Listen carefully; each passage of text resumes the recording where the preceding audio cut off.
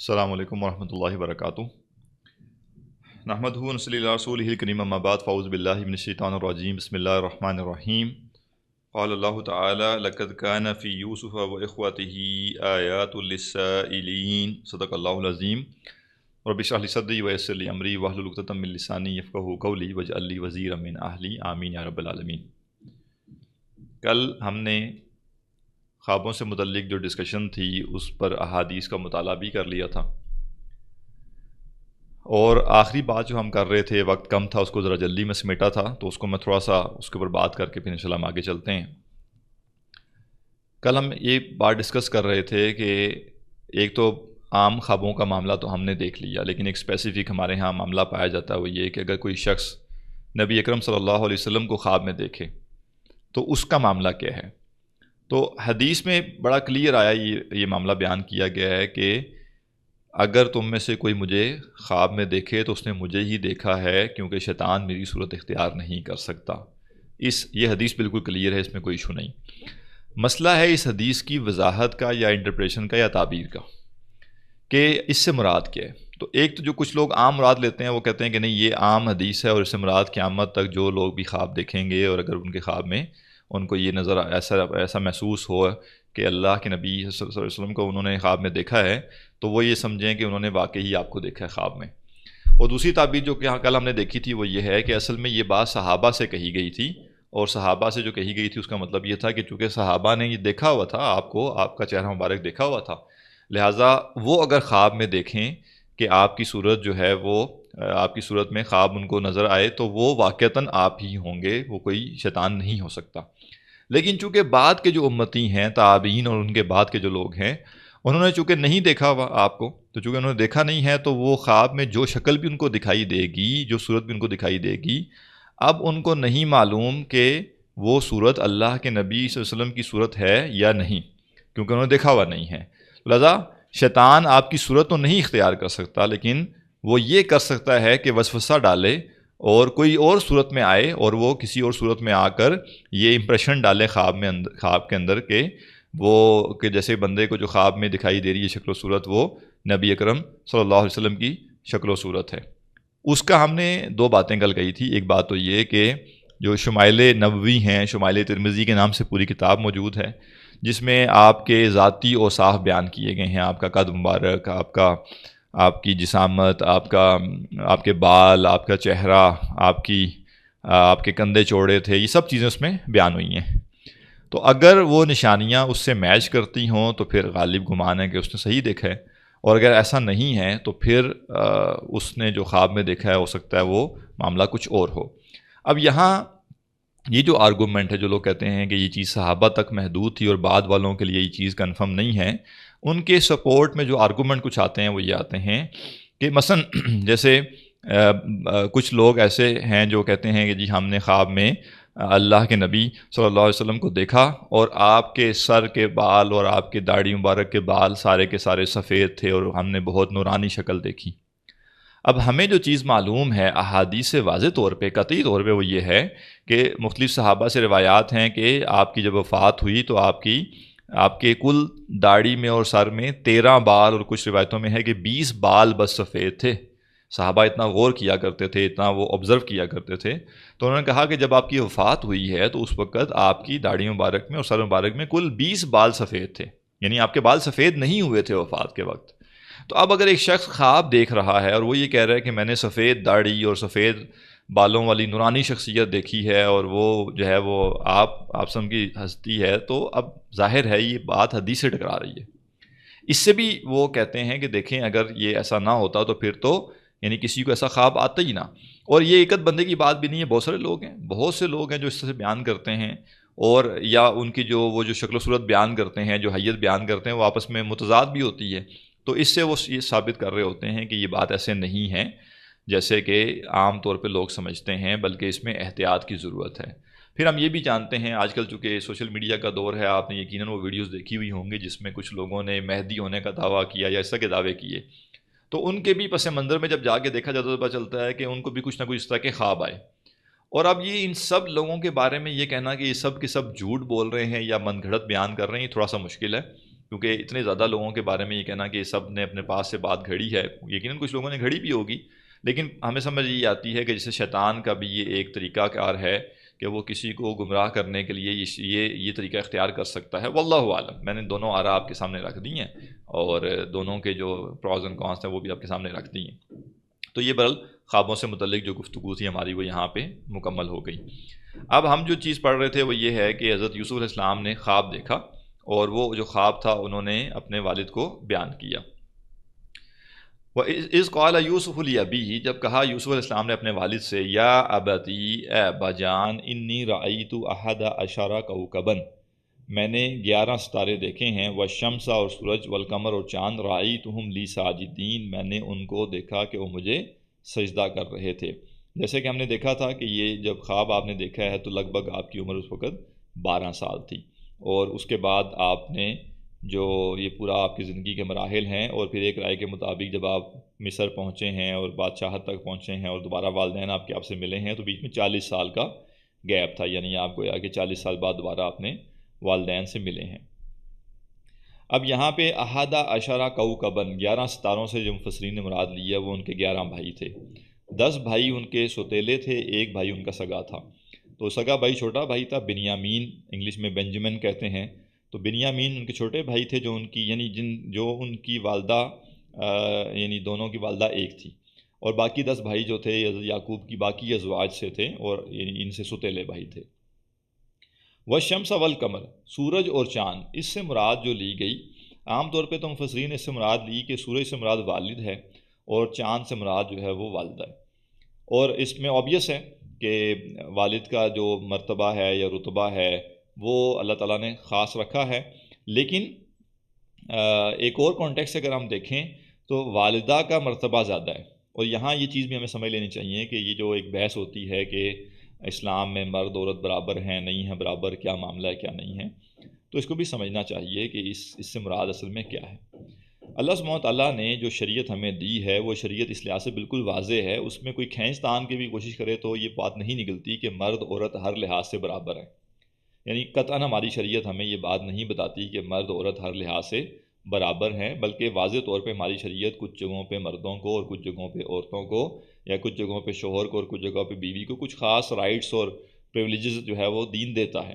اب سمجھنے کی بات کیا ہے؟ سمجھنے کی بات یہ ہے، اور ویسے یہ لاجیکل بھی نہیں ہے، اگر کوئی شخص یہ کہے کہ 2 جینڈرز ہیں اور 2 جینڈرز ہر لحاظ سے ان کے سب معاملات ایک دوسرے سے برابر ہیں، تو جب سب چیزوں میں وہ برابر ہی ہو گئے تو پھر 2 کی ضرورت کیوں پیش آئی؟ پھر ایک ہی کافی تھا۔ تو جب بھی کسی چیز کا جوڑا بنایا جاتا ہے تو جوڑا کیوں بنایا جاتا ہے؟ تاکہ وہ 2 چیزوں کو ملا کر ایک بڑے مقصد کی تکمیل کی جا سکے۔ جوڑا تو اس لیے ہوتا ہے نا، تو اگر جوڑا ہر لحاظ سے ایک دوسرے کے بالکل برابر ہی ہو جائے تو پھر جوڑے کی ضرورت نہیں رہتی، پھر ان میں سے ایک کافی ہو جاتا ہے۔ تو اللہ سبحانہ تعالیٰ نے جب مردوں کو جسامت الگ دی، عورتوں کو جسامت الگ دی، مردوں کو سائیکی الگ دی، نفسیات الگ دی، عورتوں کو نفسیات الگ دے دی، اسٹرینتھ فزیکلی مردوں کی ڈیفرنٹ ہے عورتوں کی ڈیفرنٹ ہے، ایموشنل معاملات دونوں کے بالکل ڈیفرنٹ ہیں، ایون ان کا قد کاٹ جو ہے اس کے معاملات ایک دوسرے سے مختلف ہیں، تو اتنا سارے جو ظاہری فرق پیدا کیے اللہ تعالیٰ نے تو کسی مقصد کے لیے پیدا کیے نا، کوئی 2 الگ الگ چیزوں کی تکمیل کروانی تھی جس کے لیے 2 الگ جنسیں پیدا کی گئی، 2 الگ جنڈرز پیدا کیے گئے۔ لہٰذا ہم یہ کہتے ہیں کہ انسان اپنے مقصد حیات کے لحاظ سے سب کے سب برابر ہے، یعنی ایسا نہیں ہے کہ مرد نماز پڑھے گا تو اس کو زیادہ اجر ملے گا، عورت نماز پڑھے گی تو اس کو کم اجر ملے گا، ایسا نہیں۔ کوئی ایک حدیث، کوئی ایک ایسی آیت نہیں ہے جو یہ بتاتی ہو کہ نیکی کے معاملے میں، تقویٰ کے معاملے میں، ثواب کے معاملے میں مرد عورت میں تفریق رکھی گئی ہو، یہ کہا گیا ہو کہ مرد روزہ رکھے گا تو اس کو تو پورا اجر ملے گا لیکن عورت روزہ رکھے گی تو اس کو آدھا اجر ملے گا، ایسا کہیں نہیں ہے۔ یا کہیں یہ نہیں کہا گیا کہ مرد جو ہوں گے وہ ذرا اعلیٰ لیول کی جنت میں جائیں گے اور عورتوں کے لیے کوئی لو لیول کی جنت رکھ دی گئی ہے جو مردوں کے کمپیریزن میں لو ہے، ایسا بھی نہیں ہے۔ یا یہ بھی نہیں کہا گیا کہ عورت جو ہے وہ اپنے شوہر سے درجے میں نیچے ہی رہے گی جنت میں، بلکہ کئی عورتوں کا یہ معاملہ ہوگا کہ وہ اپنے شوہروں سے درجات میں بہت بلند ہوں گی۔ تو یہ سب چیزیں دین نے واضح طور پہ بیان کر دی ہیں، لہٰذا ہم کہیں گے کہ اپنے اصل مقصد کے لحاظ سے، اپنے اصل گول کے لحاظ سے اللہ تعالیٰ نے مرد عورت کو ایک جیسا بنایا ہے، یا ان کے معاملات ایک جیسے رکھے ہیں، اور دونوں کے اوپر جو دینی ذمہ داریاں ہیں ان کو پورا کرنے پر ان کا جو اجر ہے وہ دونوں کو ایک جیسا ہی ملے گا، کہیں پہ دین نے اس میں کمی زیادتی کا ذکر نہیں کیا۔ جہاں تک دنیا میں ان دونوں کے رولز کا تعلق ہے، یعنی مرد عورت دنیا میں کیسے رہیں گے، تو جو ان دونوں کے دنیا کے رول کا تعلق ہے تو اس میں واضح طور پہ اللہ تعالیٰ نے مرد کو زیادہ ذمہ داری دی ہے عورت کے مقابلے میں. یہی وجہ ہے کہ جس کو ذمہ داری زیادہ دی جاتی ہے دوسرے کو اس کا اوبیڈینٹ بنایا جاتا ہے. لہٰذا قرآن و سنت اس لحاظ سے واضح ہے، کسی کا دل کرے مانے نہ، نہیں مانتا تو نہ مانے، اس کی مرضی ہے، لیکن یہ نہیں کہا جاتا کہ نہیں قرآن میں یہ چیزیں ہمیں کلیئرلی نہیں ملتی نہیں ہیں. واضح طور پہ جو ہے وہ خواتین کے لیے جو قرآن مجید نے بہت بڑی صفت ان کی بیان کی ایمان لانے کے بعد، وہ قانتات ہے کہ وہ فرما بردار ہوتی ہیں. تو فرما بردار کس کی ہیں؟ وہ اپنے شوہروں کی فرما بردار ہیں. کیوں؟ کیونکہ جو خاندان کا ادارہ ہے اس میں سربراہ ایک ہو سکتا ہے، وہ یا عورت ہو سکتی تھی یا مرد ہو سکتا تھا. اللہ نے فیصلہ یہ کیا کہ وہ مرد ہوگا. ہو ایک ہی سکتا ہے سربراہ، دو تو ہو نہیں سکتے. تو کسی بھی سسٹم کو چلانے کے لیے جو سربراہ ہوتا ہے، اگر باقی لوگ اس سسٹم کے اس کی اطاعت نہیں کریں گے وہ سسٹم نہیں چل سکتا. یعنی یہ اطاعت خالی عورت نے مرد کی نہیں کرنی ہوتی، بلکہ کسی بھی کلیکٹیو سسٹم میں چاہے سارے مرد ہی کیوں نہ ہوں، وہاں پہ بھی باقیوں نے کسی ایک کی اطاعت کرنی ہوتی ہے. چلتی کسی ایک ہی ہے تبھی دنیا کا نظام چلتا ہے. یہاں تک کہ ملک لے لے پورا، تو ایک پورے ملک میں بھی جو ہے کوئی نہ کوئی حکمران ہوگا، کوئی نہ کوئی سربراہ ہوگا، اس کی چلے گی، چاہے وہ مرد ہو چاہے وہ عورت ہو، لیکن چلے گی اس کی. اب سب کہیں کہ نہیں ہم برابر ہونے چاہیے، شہری اور جو ملک کا سربراہ ہے وہ برابر ہونے چاہیے، تو کہا جائے گا کہ آپ ویسے تو انسان برابر ہیں، ویسے تو حقوق آپ کی چیزیں برابر ہیں، لیکن رسپانسبلٹی اور اتھارٹی آپ کی برابر نہیں ہے. وزیر اعظم کے دستخطوں سے اربوں خربوں روپے آگے پیچھے ہو سکتے ہیں، لیکن میرے دستخط سے کچھ بھی آگے پیچھے نہیں ہوتا. تو لہٰذا، اور یہ کوئی انجسٹس نہیں ہے، یہ کوئی ظلم نہیں ہے، یہ عدل کے منافی نہیں ہے. لہٰذا مرد عورت کے جو دائرہ کار دنیا میں ہیں اس میں اللہ تعالیٰ نے مرد کو قانونی طور پہ زیادہ آپ کہہ لیجیے رائٹس دیے ہیں، اس میں کوئی شک نہیں ہے. لیکن اسلام کیا کہتا ہے؟ اسلام کہتا ہے کہ رائٹس جو ہوتے ہیں وہ ذمہ داریوں کے ساتھ ہوتے ہیں. یعنی اگر کسی کو 10 حقوق دیے گئے تو 10 ذمہ داریاں بھی اس پہ ڈالی گئیں.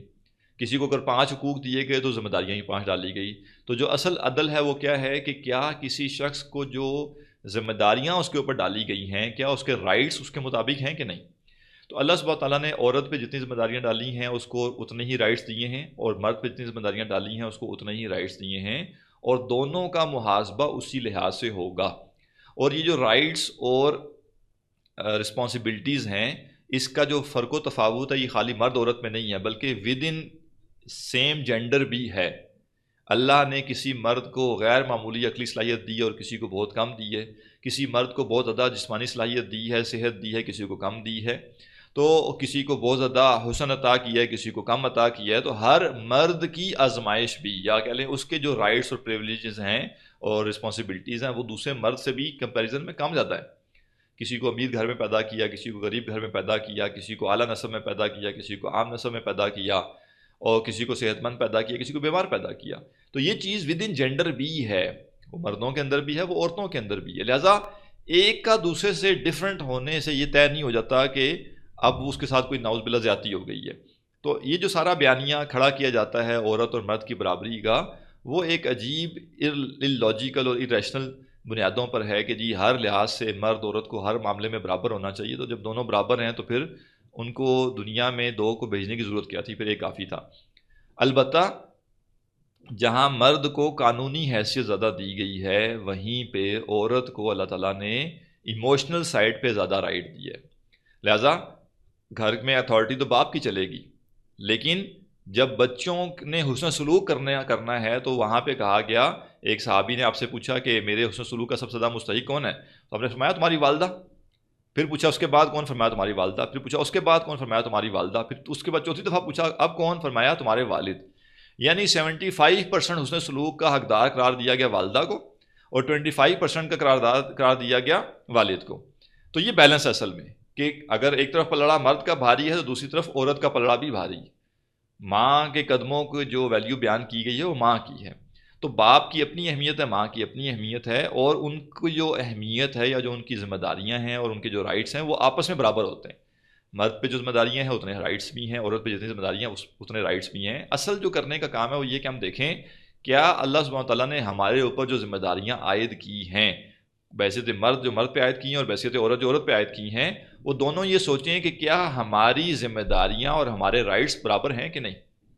اور کیا جو دنیا میں ہمیں آزمائش کے لیے بھیجا گیا ہے تو ہماری آزمائش کیا ہماری استعداد کے مطابق ہے کہ نہیں. اور اگر ہمیں لگتا ہے کہ ہماری آزمائش ہماری استعداد کے مطابق ہے، یا یوں کہہ لیجئے کہ جیسے ہماری آزمائش میں تو آسانی کر دی گئی، جیسے عورت کے لیے تو بہت سی آزمائشیں ختم ہوگی، نہ جہاد کی تال کی آزمائش اس کے اوپر ہے، نہ دین کے غلبے کے لحاظ سے وہ کام اس نے کرنے ہیں جو مرد کے ذمے ہیں، اور نہ ہی جو عورت ہے اس نے حلال و حرام کے معاشی مسئلوں میں زیادہ الجھنا ہے، اس کے ذمے معاش کا معنی ہے ہی نہیں۔ تو لہٰذا کتنی ساری آزمائشوں میں ایون علم کے بہت سارے معاملات ہیں، تصنیف و تالیف ہے، بہت کچھ ہے، عورت کے اوپر وہ ذمہ داری ڈالی نہیں گئی، تو وہاں پہ وہ ریلیکسڈ ہے،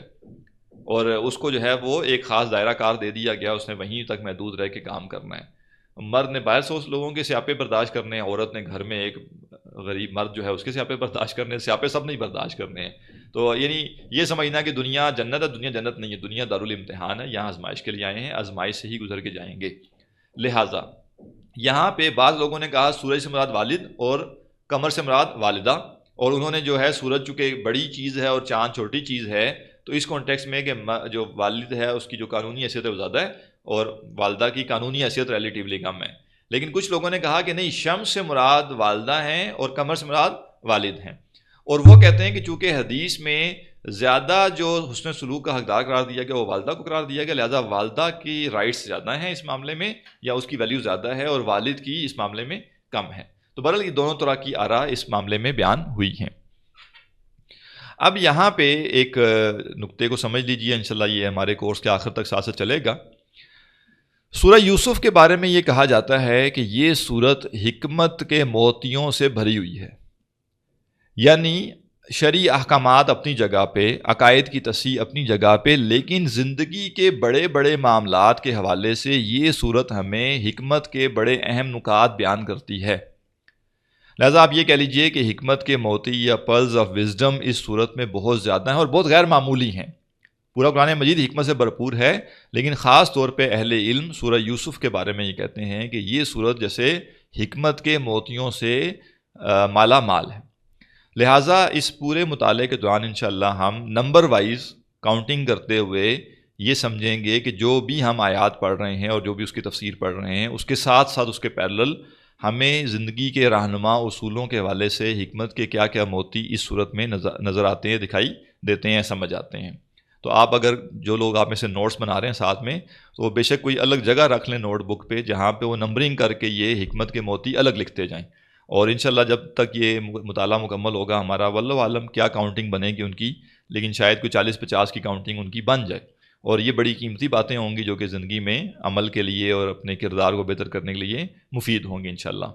تو لہٰذا سب سے پہلے جو نقطہ حکمت کے موتی نمبر 1 ہے وہ یہ ہے کہ جو یہ آیت ہم نے پڑھی، اس قال یوسف لابیہ یا ابتی انی رأیت احد عشر کوکبا والشمس والقمر رأیتہم لی ساجدین، یہ جو آیت ہے، اس آیت کے تناظر میں جو پہلا حکمت کا موتی ہے وہ یہ ہے کہ والد اور اولاد کا آپس میں تعلق کیسا ہونا چاہیے وہ ہمیں اس آیت سے پتہ چلتا ہے۔ اور وہ کیا پتہ چلتا ہے کہ والد اور اولاد کا آپس میں تعلق ایسا ہونا چاہیے، اور اس میں ان پٹ ساری والد نے کرنی ہے، یعنی یہ معاملہ اولاد پہ نہیں ڈالا جا سکتا کہ اولاد ایسی ہونی چاہیے، اولاد کو یہ کرنا چاہیے۔ بعض والدین اولاد سے ہر وقت شکوہ کرتے رہتے ہیں، بھائی اولاد تو جو آپ نے بویا ہے وہ آپ کاٹ رہے ہیں نا، جو تربیت آپ نے کی ہے، جو ان کی ذہن سازی کی ہے، وہی آپ آگے سے وہ محسوس کر رہے ہیں۔ الا ماشاءاللہ ایکسیپشن اپنی جگہ پہ ہے کہ والدین نے تمام تر تگودو کی ہو، اولاد کو صحیح رستے پہ رکھنے کی تربیت بھی کی ہو، لیکن اولاد بگڑ جائے، اس کے امکانات موجود ہیں، ہم اس کی نفی نہیں کرتے، لیکن یہ اتنا کامن بھی نہیں ہے کہ 10 میں سے 7 لوگ اپنی اولاد کی اچھی تربیت کریں تو ان کی اولاد پہ اس میں سے 6 بندے پھر بھی بگڑ جائیں، ایسا بھی نہیں ہے۔ تو اکثر و بیشتر جب ہم دیکھتے ہیں کہ جن لوگوں نے اپنی اولاد کی اچھی تربیت کی ہوتی ہے تو چند ایکسیپشنز کو چھوڑ کر ان کی اولاد ریلیٹیولی بہت بہتر ہوتی ہے تربیت کے معاملات میں، اور جن لوگوں نے اپنی اولاد پہ تربیت پہ کام نہیں کیا ہوا ہوتا تو ان کی اولاد میں پھر تربیت کے مسائل پیدا ہونا آبویس ہے۔ اب وہ اولاد اگر باہر سے کہیں سے خود صحیح رستے پر چل پڑے تو ایک الگ بات ہے، اور اگر ان کو باہر سے بھی صحیح رستہ نہ پتہ چلے اور گھر سے بھی پتہ نہ چلے تو پھر وہ بگڑے ہوئے ہوں گے اور وہ معصیت کے رستے پہ چل رہے ہوں گے۔ لہٰذا جو ذمہ داری ہے وہ والدین پہ ہے۔ تو اب یہ جو ہم بات کرنے جا رہے ہیں اس کی ذمہ داری والد کے اوپر ہے یا والدین کے اوپر ہے، نہ کہ اولاد کے اوپر۔ اور وہ کیا ہے؟ والد کو چاہیے کہ اپنے بچوں کے ساتھ، خاص طور پہ جو والد ہے اس کا بیٹے کے ساتھ تعلق اور والدہ کا بیٹی کے ساتھ تعلق، کیونکہ سیم جینڈر ہے تو ان کو اپنے مسائل ڈسکس کرنا ریلیٹیولی آسان لگ سکتا ہے۔ اور کچھ خاص معاملات چونکہ جو بچیوں کے ہوتے ہیں وہ اپنی ماں سے ہی ڈسکس کر سکتی ہیں، تو لہٰذا ان کے لیے زیادہ کمفرٹیبل ہے کہ وہ سیم جینڈر میں اپنے پیرنٹس جو ہیں ان سے ڈسکس کریں۔ تو ایک والد اپنے بچوں کی ایسی تربیت کرے، ایسی شفقت کا معاملہ ان کے ساتھ رکھے کہ بچے کو جب کوئی مسئلہ پیش آئے اور مسئلہ پیش آتے ہی سب سے پہلے وہ سوچے کہ مددگار کون ہوگا، مجھے اس مشکل سے کون نکالے گا، مجھے اپنی یہ مشکل کس سے ڈسکس کرنی چاہیے۔ تو اس کے ذہن میں جو شخصیات آنی چاہیے وہ اس کے والدین ہونے چاہیے۔ اور اگر کسی نے اپنے بچوں کی ایسی تربیت کی ہے کہ واقعتاً جب بھی کوئی مسئلہ پیش آتا ہے تو بچے سب سے پہلے اپنے والدین سے رجوع کرتے ہیں، تو وہ اس بات پہ خوشی منائے کہ اس نے اپنے بچوں کی بہت اچھی تربیت کی ہے۔ کیونکہ جو والدین ہیں ان سے زیادہ خیر خواہ کوئی نہیں ہے۔ ہم اپنے مسائل کس سے ڈسکس کرنا چاہتے ہیں؟ کبھی غور کیجئے زندگی میں، ہم اپنے مسائل اس بندے سے ڈسکس کرنا چاہتے ہیں، نمبر 1 جو ہمارا سب سے زیادہ خیر خواہ ہے، نمبر 2 جو ہمیں سب سے زیادہ اچھے طریقے سے جانتا ہے، اور نمبر 3 جس کے پاس زندگی کا کچھ تجربہ ہے، کچھ علم ہے اور وہ ہمیں صحیح گائیڈ لائن دے سکتا ہے، اور نمبر 4 وہ بندہ جو ہماری بات سن سکتا ہو، سننے کی استعداد رکھتا ہو، اس کو کمپریہینڈ کر سکتا ہو، جذب کر سکتا ہو اور اس کو راز رکھ سکتا ہو۔ ایسے بندے سے ہم اپنی بات کرنا پسند کرتے ہیں۔ لہٰذا اگر کوئی والد اپنی اولاد کے لیے یا والدہ اپنی اولاد کے لیے ایسا نمونہ بنے، ایسا اسوہ بنے، ایسا کردار پیش کریں کہ اولاد یہ چاروں چیک باکسز اس کے جو ہیں وہ ٹک کر لیں جیسے ہی وہ سوچیں کہ ہم نے اپنا مسئلہ اپنے والدین سے ڈسکس کرنا ہے۔ ان کو پتہ ہو کہ واقعتاً ہمارے سب سے بڑے خیر خواہ ہمارے والدین ہیں، جو کہ حقیقت ہے۔ ان کو یہ پتہ ہو کہ ہمارے والدین جو ہیں یہ دنیا کا علم رکھتے ہیں، تجربہ رکھتے ہیں، سمجھ بوجھ رکھتے ہیں۔ ان کو یہ معلوم ہو کہ یہ ہماری مدد کریں گے، ہمیں ہیلپ آؤٹ کریں گے، اور ان کو یہ معلوم ہو کہ یہ ہمارے معاملے کو راز رکھ کے طور پہ لے کے چلیں گے۔ یہ کمفرٹ دینا اولاد کو، یہ اولاد کے ساتھ قریب ہونا اور اولاد کی یوں خیر خواہی، یہ والدین کی ذمہ داری ہے۔ آج جس دور سے ہم گزر رہے ہیں، اس دور کا ایک بہت بڑا فتنہ کیا ہے کہ اسکولوں کے نظام کی وجہ سے خاص طور پہ یہ معاملہ پیش آیا ہے کہ بچے اپنے راز کے معاملات یا اپنی زندگی کے اہم معاملات جو ڈسکس کرنا چاہتے ہیں وہ اپنے کلاس فیلوز کے ساتھ ڈسکس کرنا چاہتے ہیں۔ تو اب مسئلہ اس میں کیا ہے؟ عام طور پہ سمجھا جاتا ہے یہ بڑی اچھی بات ہے، یہ بالکل اچھی بات نہیں، بلکہ کچھ لوگ آرگومنٹ دیتے ہیں کہ جی وہ لوگ جو اپنے بچوں کی ہوم اسکولنگ کرتے ہیں تو وہ سوشلائز کیسے کریں گے اپنے بچوں کو؟ تو یہ ذہن میں رکھیے گا، اس جدید دنیا نے اور اس جدید دور نے ہمیں بڑے بڑے دھوکوں میں ڈالا ہے۔ ان دھوکوں میں سے ایک یہ ہے کہ سوشلائز کرنے کا مطلب ہے کہ 10 سال کا بچہ 10 سال کے 20 بچوں کے ساتھ بیٹھا ہو۔ یہ سوشلائزیشن نہیں ہے۔ سوشلائزیشن تب ہوتی ہے جب ایک شخص اپنی سے کم عمر یا اپنے سے زیادہ عمر کے ساتھ انٹریکٹ کرتا ہے، اور جب کوئی شخص اپنے سے کم حیثیت اور اپنے سے زیادہ حیثیت کے ساتھ، اپنے سے کم علم والے کے ساتھ اور اپنے سے زیادہ علم والے کے ساتھ، اپنے سے کم ذہین سے اپنے سے زیادہ ذہین سے جب انٹریکٹ کرے گا تو سوشلائزیشن ہوگی۔ ساری ایک ہی کھیت کی کہتے ہیں، ایک ہی کھیت کی مولی ہیں، سارے ایک ہی طرح کے ہیں، وہ آپس میں ایک دوسرے کو کیا گائیڈ کریں گے؟ سب کی عقل، سب کی سمجھ بوجھ، سب کا ذہنی لیول تقریباً ایک جیسا ہی ہے، تو وہ آپس میں کیا ایک دوسرے کو گائیڈ لائن دیں گے؟ کیا ایک دوسرے کے معاملے کو سمجھیں گے؟ تو یہ ایک بڑا عجیب سا معاملہ ہے کہ بچے اب کیا کرتے ہیں، ان کو کوئی مسئلہ پیش آتا ہے تو وہ اپنے ہم عمر جو ان کے ساتھ ہر ٹائم بیٹھتے ہیں، جن کے ساتھ ان کی دوستیاں ہو جاتی ہیں، کلاس فیلوز جو ہیں، وہ ان سے ڈسکس کرتے ہیں مسئلہ، والدین سے نہیں کرتے۔ کیوں نہیں کرتے؟ اس کی پہلی وجہ یہ ہے کہ ہمارے ہاں خاص طور پہ انڈو پاک کا جو ایک کلچر ہے، واللہ عالم پتہ نہیں کہاں سے یہ چیز آئی ہے، لیکن آئی ہے کہ باپ یہ سمجھتا ہے کہ میں اگر جلاد بنوں گا تو میں اپنی اولاد کو سیدھا رکھ سکوں گا۔ تو یہ سوچ بالکل غلط، اور اس سوچ کے ذریعے ہم نے فائدہ اگر حاصل کیا تو بہت کم حاصل کیا، لیکن نقصان زیادہ کر دیا باپ کا۔ اچھا، اور اس کا اس کے جو دوسرا رزلٹ ہے نا وہ بھی بالکل ٹھیک نہیں ہے۔ ہمارا مسئلہ یہ ہے کہ ہم نا انتہاؤں پہ جاتے ہیں، یا ایک انتہا پہ اور اس سے نکلیں گے تو دوسری انتہا پہ چلے جائیں گے۔ جیسے پینڈولم ہوتا ہے نا، وہ ایک سائڈ پہ پہلے جاتا ہے پھر دوسری سائڈ پہ چلا جاتا ہے۔ تو یہ معاملہ ٹھیک نہیں ہے کہ ہم ایک انتہا سے نکل کے دوسرے انتہا پہ چلے جائیں، بلکہ ہمیں درمیان میں توازن میں آنا ہے۔ تو کچھ جگہوں پہ یہ ہو گیا ہے کہ نہیں، I am not father, I am friend. نہیں، ایسا بھی نہیں ہے بھائی، آپ کو اللہ نے فادر بنایا، آپ فادر ہی ہیں۔ فرینڈ ہونا آپ کا فادر ہونے کے اندر ایک ایلیمنٹ ہو سکتا ہے، لیکن اتنا بھی آپ نہ اپنے آپ کو ہلکا کر دیں کہ اولاد کے لیے دوست میں اور والد میں فرق ہی نہ رہے۔ تو والد کا بچوں سے دوستانہ تعلق اپنی جگہ پہ، لیکن والد کا بچوں کے ساتھ دوست بن جانا اس میں مسائل ہیں کچھ۔ والد کا ایک روب، ایک جلال، ایک عظمت بچے کے دل میں ہونا، اس کی ضرورت ہے، اس کی ریکوائرمنٹ ہے۔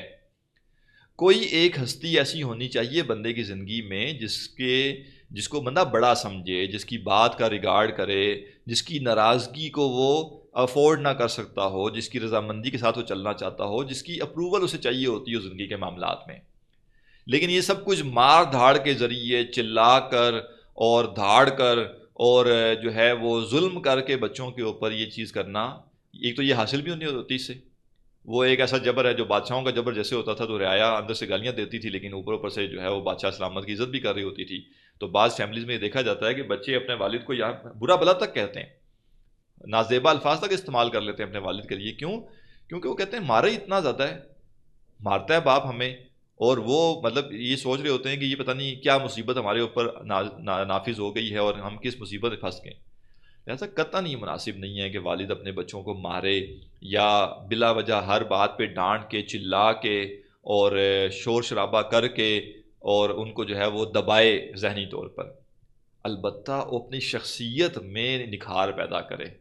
اپنی شخصیت میں عظمت پیدا کرے کہ اس کی جو شخصیت ہے وہ ایسی ہو جو کہ بچوں کے لیے روب کا اور جلال کا باعث ہو۔ لیکن اس روب اور جلال کے ساتھ بیک وقت وہ بچے سب سے زیادہ کمفرٹیبل ہوں اپنے والدین سے مسئلے ڈسکس کرنے کے لیے۔ اور یہ تبھی ہوگا جب وہ دیکھیں گے کہ والدین سے جب ہم نے مسئلہ ڈسکس کیا ہے تو وہ جو جلال یہ سب کچھ تھا وہ ایک سائڈ پہ اس وقت ہو گیا اور شفقت زیادہ حاوی ہو گئی۔ اور جیسے یعنی اگر آپ کا بھی زندگی میں تجربہ ہوا ہو کہ آپ بعض ایسے اساتذہ دیکھیں گے، بعض ایسے ٹیچرز ہوتے ہیں جنہوں نے کبھی شاید ڈانٹا ہی نہیں ہوگا، کبھی زندگی میں اپنے اسٹوڈنٹس کو نہیں ڈانٹا ہوگا اس طریقے سے، یا وہ کوئی روز آ کے کلاس میں غصہ نہیں کرتے ہوں گے، یہاں تک کہ شاید ان کے اندر ایک لطافت کا پہلو بھی ہو اور ایک کہہ لیجئے ہلکی پھلکی ہنسی مذاق بھی ان کے اندر ہو، ان کے مزاج میں، طبیعت میں۔ لیکن اس کے باوجود ہم دیکھتے ہیں کہ جو ان کے شاگرد ہوتے ہیں وہ ان سے انتہا درجے کی محبت بھی رکھتے ہیں اور ان سے وہ ڈرتے بھی ہیں۔ اب یہ جو ڈر ہے یہ کیوں ہے؟ مار دھاڑ کی وجہ سے نہیں، اس لیے نہیں کہ وہ آگے سے ذلیل کر دیتے ہیں اور وہ انسان کو برا بلا کہہ دیتے ہیں یا چار لوگوں کے سامنے اس کی بےعزتی کر دیتے ہیں، ایسے نہیں، بلکہ ان کا علم، ان کا مرتبہ، ان کا مقام اور ان کی ایک پرسنالٹی ہوتی ہے، کردار ہوتا ہے، اس کی وجہ سے مجھے پتہ چلتا ہے کہ جی یہ ہمارے اساتذہ ہیں اور یہ جو استاد ہیں ان کے سامنے میں یہ فلاں بات نہیں کر سکتا۔ جیسے امام شافعی رحمہ اللہ جو ہیں ان کے غالباً جو ہیں وہ شاگرد جو ہیں وہ کہتے ہیں کہ میں پانی نہیں پی سکتا تھا اگر امام شافعی مجھے دیکھ رہے ہوتے تھے تو، یعنی امام شافعی اگر دیکھ رہے ہیں تو جیسے پانی پینا بھی میرے لیے مشکل ہو جاتا تھا۔ لیکن اس کا یہ مطلب نہیں کہ امام شافعی ان کو برا بلا کہتے تھے اور کوئی ان کو ڈانٹتے تھے اور کوئی ان کو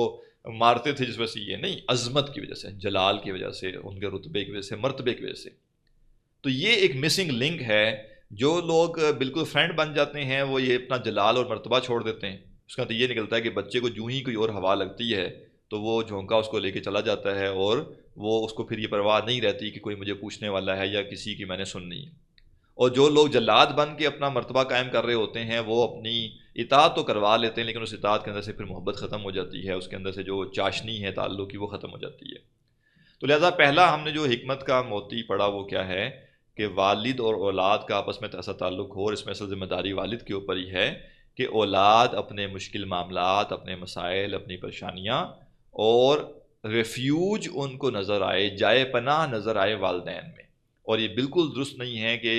بچے اپنے کلاس فیلوز کے ساتھ اپنے معاملات ڈسکس کریں، کیونکہ عقل کے لحاظ سے، سمجھ کے لحاظ سے، علم کے لحاظ سے وہ ان کے برابر کے ہی ہوتے ہیں اور ان کے پاس بھی کوئی اتھینٹک سورس نہیں ہوتا، اور وہ قیاس آرائیوں پر اور اپنی ناقص عقل کی بنیاد پہ ایک دوسرے کو مشورے دیتے رہتے ہیں اور کئی خرابیاں پیدا ہوتی ہیں۔ اور سوشلائز اگر آپ نے اپنے بچوں کو کرنا ہے تو اسکول اصل میں سوشلائز نہیں کر رہا بلکہ آپ کہہ لیجیے ڈی سوشلائز کر رہا ہے، کیونکہ اسکول انشور کرتا ہے کہ بچہ اس قدر انگیج رہے کہ اگر اس کو موقع ملے بھی، پہلی بات تو اسکول میں بھی وہ کیا کرے گا، رٹی لگائے گا بیٹھ کے، پھر اگر موقع ملے گا بھی، تھوڑا سا اس کو بریک ملے گی تو وہ اپنے ساتھیوں کے ساتھ جو اس کے ہم عمر ہے بس ان کے ساتھ کھیلے کودے گا، اور گھر جا کے اس کا ہوم ورک اتنا ہوگا، اس کے کام اتنے ہوں گے، ایگزام آ جائیں گے، یہ ہو جائے گا، فلان کلر ڈے آ گیا، فادر ڈے آ گیا، مدر ڈے آ گیا، کہ اس کو اتنا موقع بھی نہ دیا جائے کہ وہ اپنے دادا دادی کے ساتھ زیادہ وقت گزار سکے، یا وہ اپنے چچا تایا ماموں خالہ ان کے ساتھ وقت گزار سکے، یا اس کو پڑوسیوں کا پتہ ہو کہ بھئی پڑوس میں جو ہے نا فلاں بندہ بھی رہتا ہے۔ تو پہلے سوشلائز بندہ یوں ہوا کرتا تھا، بڑی عمر کے لوگوں کے ساتھ بھی بچے بیٹھا کرتے تھے، دادا دادی ان کو لے کے نکلتے تھے، یا اپنے دوستوں وغیرہ سے ملتے تھے، تو یعنی ایک بچہ بہت کچھ آبزرو کرتا تھا کہ بڑے لوگ کیسے بات کرتے ہیں، تو بندے کو نا ایک ادب پتہ ہوتا تھا۔ اب جب بچہ مسلسل اپنے جیسوں کے ساتھ رہ رہا ہے اور وہ اوئے اوئے کر کے ایک دوسرے سے باتیں کر رہے ہیں، تو اب اس بچے کی زبان کیا بنے گی؟ بنے گی نا۔ تو لہٰذا سوشلائز کرنے کا طریقہ کیا ہے کہ different age group, different background, different financial status, different علمی معاملہ، اور جتنے بھی افتراق ہوتے ہیں یا اختلافات ہو سکتے ہیں لوگوں کے درمیان، جب اتنا زیادہ انسان اس کو آبزرو کرتا ہے اتنی میچیور پرسنالٹی اس کی وجود میں آتی ہے۔ تو آج کا وقت مکمل ہو گیا، یہیں تک اتفاق کریں گے، انشاءاللہ کل اس سے آگے ہم پڑھیں گے۔ سبحانک اللہم و بحمدک، اشہد ان لا الہ الا انت، استغفرک و اتوب الیک۔